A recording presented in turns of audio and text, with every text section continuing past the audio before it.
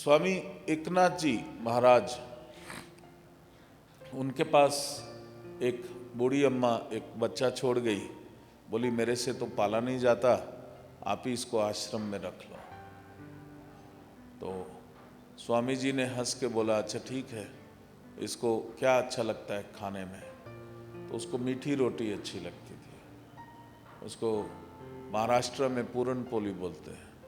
उसने बोला ठीक है, इसको मीठी रोटी खिलाया करो। उस बच्चे को कोई ज्ञान नहीं था, वो अच्छा लगता था उसको, ये बड़ा अच्छा स्वामी है, मेरे को रखा हुआ है, मुझे मीठी रोटी देता है।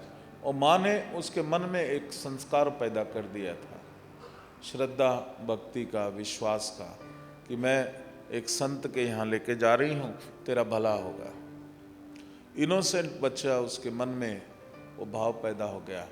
उसको कुछ भी नहीं आता था, वो एक कोने में बैठता था और स्वामी जी को देखता था, बस उन्हीं को देखता रहता था।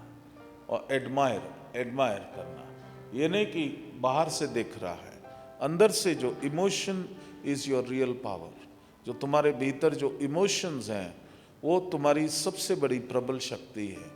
जबकि हम माया में फंस के इन इमोशंस को नेगेटिव तरफ लगा लेते हैं। जब हम ज़्यादा दुखी होते हैं तो इमोशनली दुखी होते हैं, जब हम ज़्यादा किसी से लड़ते हैं तो इमोशनल होके लड़ते हैं। जबकि हमें दुखी होना है तो इमोशंस को नहीं लाना है, किसी से लड़ाई करना है, किसी से घृणा करनी तो इमोशंस को नहीं लाना।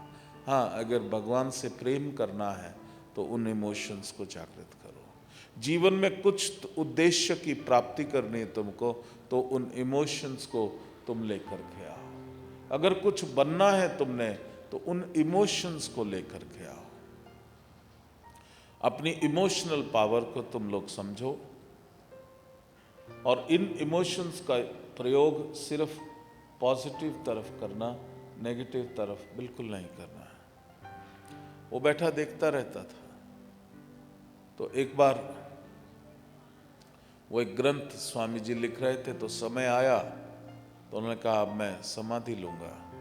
तो उनके बड़े बड़े दिग्गज शिष्य थे, बहुत उन्होंने संस्कृत, व्याकरण बहुत कुछ पढ़ा था। आपस में होड़ लग गई, ये किसको ये काम, अधूरा काम पूरा करने के लिए सौंपेंगे। लोग लड़े आपस में, ये बनेगा ये बनेगा।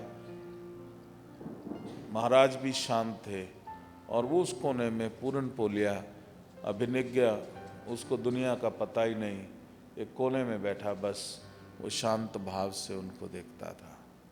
तो जिस दिन समय आया तो स्वामी जी ने कहा ये पूरन पोलिया मेरा बाकी अधूरा ग्रंथ पूरा करेगा। सारे हैरान हो गए, इसको तो काखा का भी नहीं आता, इसको तो व्याकरण का एक अक्षर भी नहीं आता, और इतने इतने विद्वान एक से एक तगड़ा तगड़ा खड़ा हुआ है, और उसको ये स्वामी जी अपना उत्तराधिकारी भी नहीं घोषित कर रहे। तो उन्होंने पूरन पोलिया को बुलाया और उसके सिर पे हाथ रखा और अपनी सारी शक्ति जो है उसमें डाली, शक्तिपात दिया।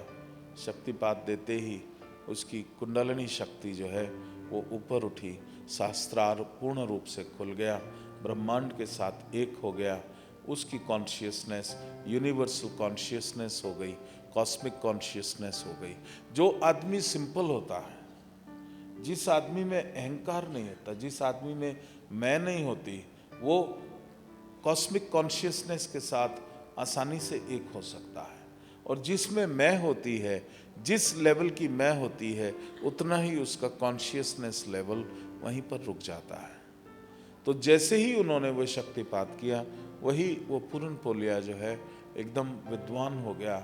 उसके जिह्वा से सरस्वती का वास हो गया और एक एक श्लोक उसके भीतर से, उसकी अंतरात्मा से वो फूटना शुरू हो